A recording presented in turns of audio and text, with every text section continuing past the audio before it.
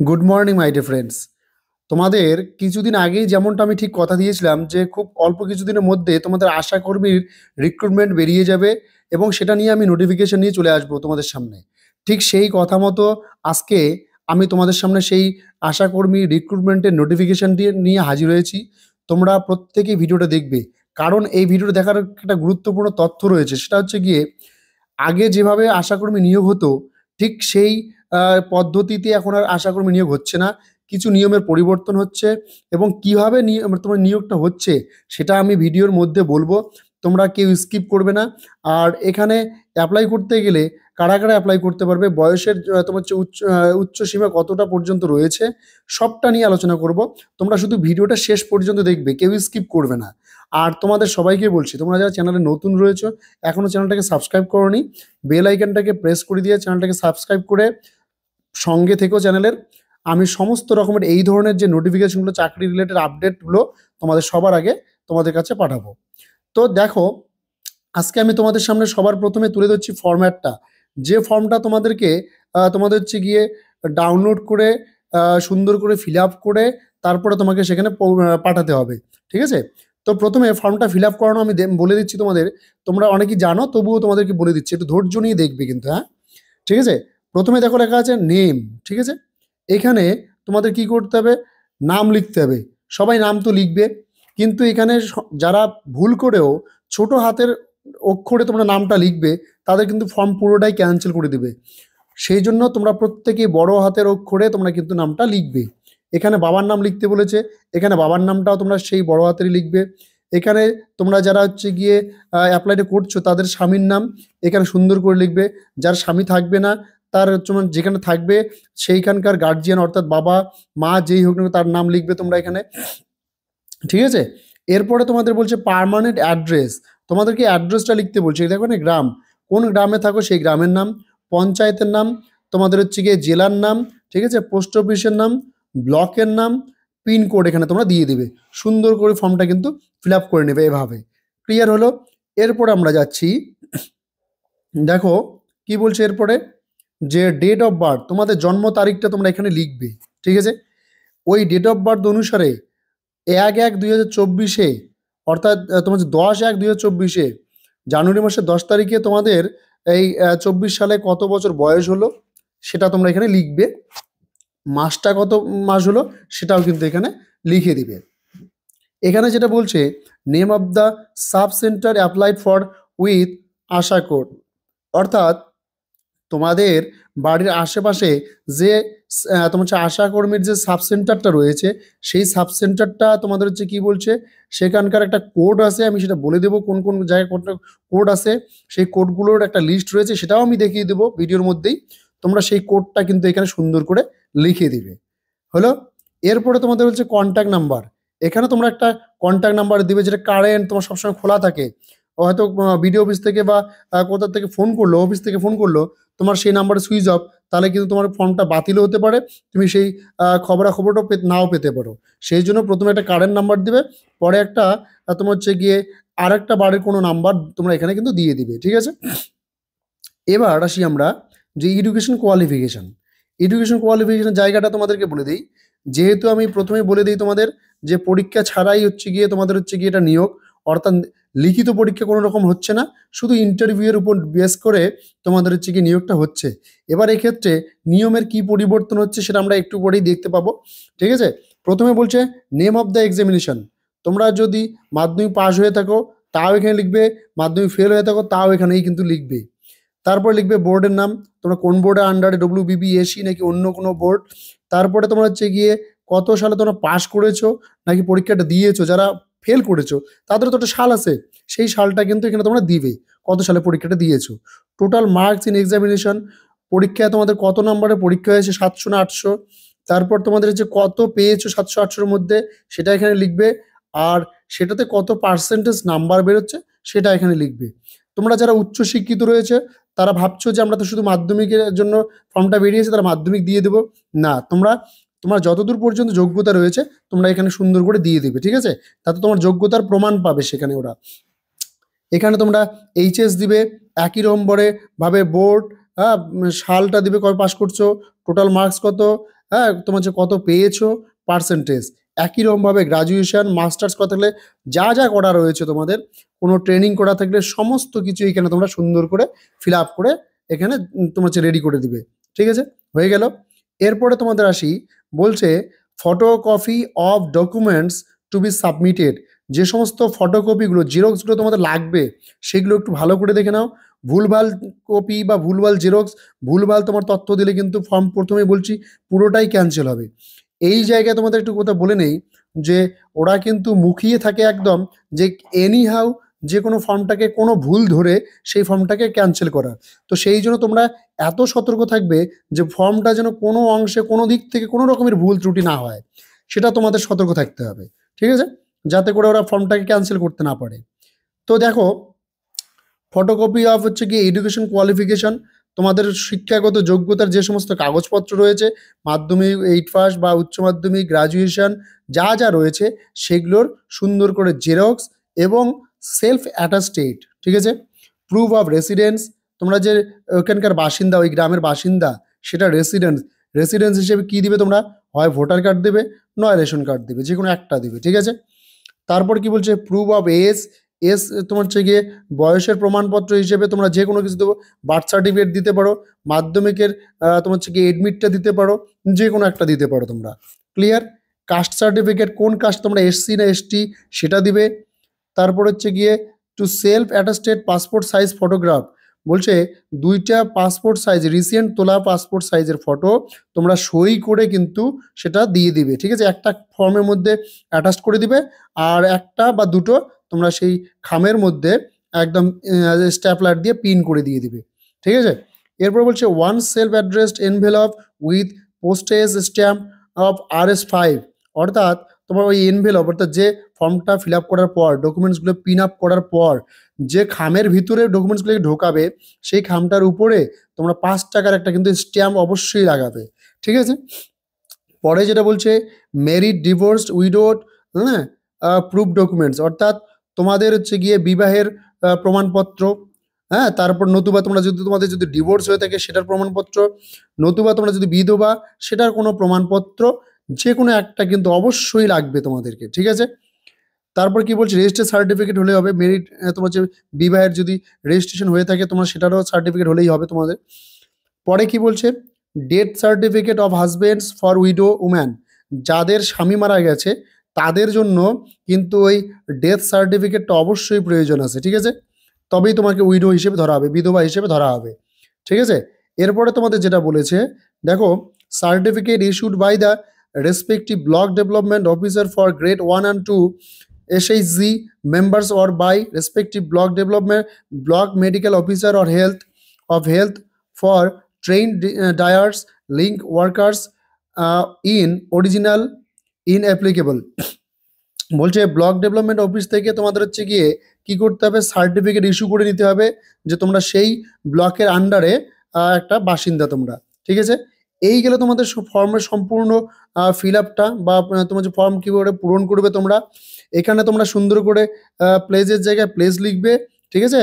আর ডেটের জায়গায় ডেট দেবে কবে তোমরা ফর্মটা জমা দিচ্ছ, আর এখানে সুন্দর করে তোমরা সই করবে। ক্লিয়ার? আর নিচে যে জায়গাটা রয়েছে, এটা কিন্তু অ্যাকচুয়ালি ওরা ফিল আপ করে, তোমরা তবে কি বলছে serial number in BDO office receipt register, এটা ওদের জন্য ছেড়ে দিবে, ওরা ফিল আপ করে নেবে। ঠিক আছে?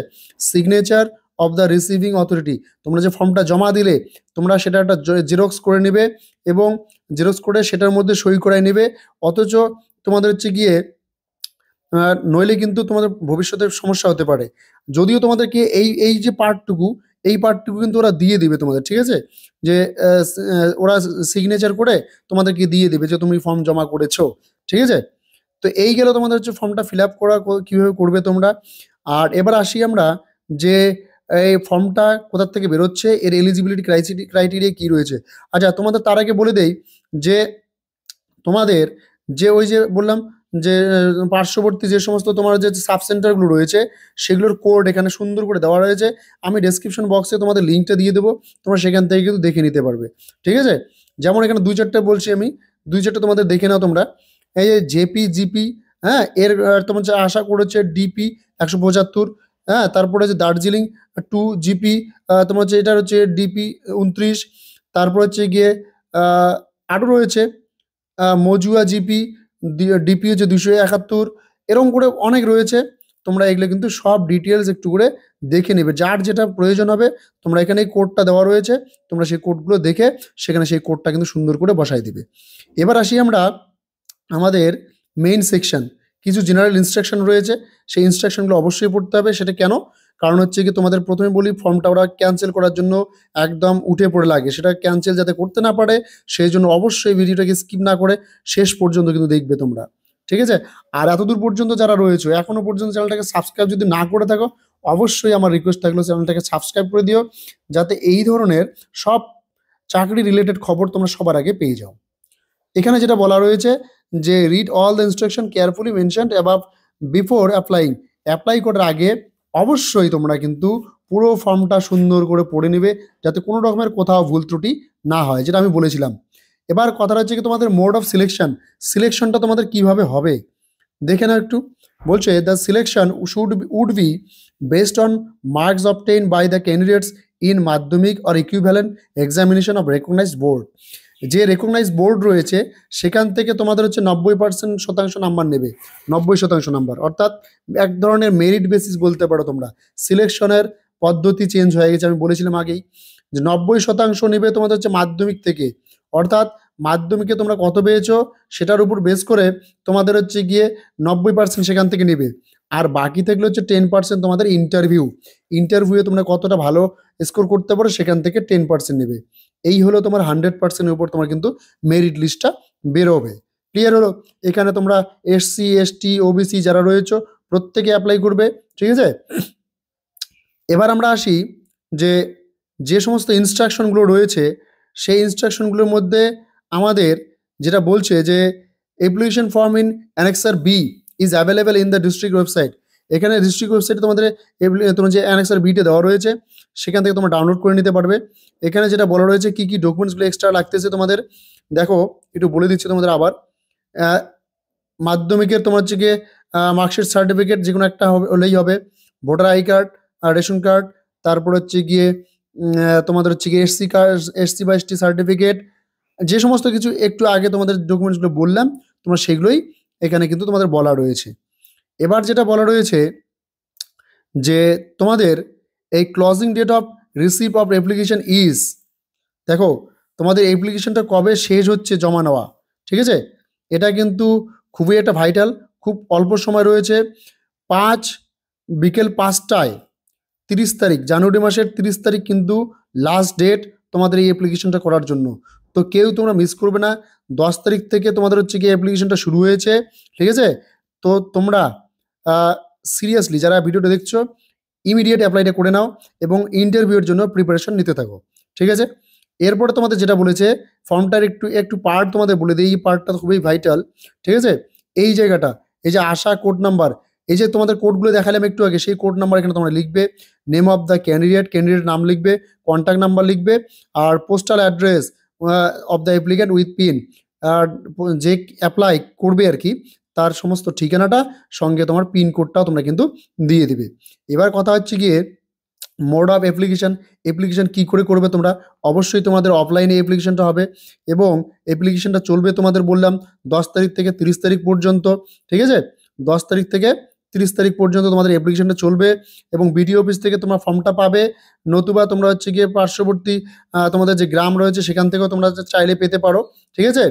সম্ভবত তোমাদের অঞ্চলে না গিয়ে তোমরা সোজা বিডিও অফিসে যাবে, সেখান থেকে তোমরা কিন্তু ফর্মটা পেয়ে যাবে, ঠিক আছে? আর ফর্মটা ফিল আপ করার আগে তোমাদের পুরো ভিডিওটা দেখবে তোমরা, কিন্তু কোথাও যেন চুলমাত্র ভুল না হয়। এলিজিবিলিটি কি বলেছে, কি চেয়েছে এরা এলিজিবিলিটি, দেখো applicant should be married, divorce or widow. যে আবেদনকারী তাকে অবশ্যই বিবাহিত হতে হবে, নতুবা তোমার হচ্ছে গিয়ে ডিভোর্স হয়েছে সেটা হতে হবে, নতুবা বিধবা এমন হতে হবে, নইলে কিন্তু অ্যাপ্লাই করতে পারবে না তোমরা। আর যেটা বলেছে applicant should B A resident of the same village, যে ভিলেজের আন্ডারে নোটিফিকেশন বেরিয়েছে সেই ভিলেজের বাসিন্দা হতে হবে অবশ্যই। আর বলেছে যে এজ অফ দ্য অ্যাপ্লিক্যান্ট, এজটা কি চেয়েছে 30 থেকে 40 বছর, অর্থাৎ 10/1/2024 মধ্যে যাদের বয়স 30 থেকে 40 বছরের মধ্যে রয়েছে তারা কিন্তু অ্যাপ্লাই করতে পারবে, বাইরে তোমরা কেউ অ্যাপ্লাই করতে পারবে না। তবে সেক্ষেত্রে যারা SC ST রয়েছে তারা এই 30 বছরের জায়গায় 22 বছর থেকে তোমরা যদি 40 বছরের মধ্যে থাকো তাহলে কিন্তু তোমরা অ্যাপ্লাইটা করতে পারবে। আবার বলছি, যারা SC ST তোমরা তাদের 22 বছর থেকে 40 বছর বয়সের মধ্যে তোমরা যারা রয়েছে প্রত্যেকে অ্যাপ্লাই করতে পারবে। ক্লিয়ার? এবার তোমাদের বলছি, যারা ওবিসি রয়েছে তোমরা তোমরা কিন্তু ওই 30 থেকে 40 বছরের মধ্যে হলে অ্যাপ্লাই করতে পারবে।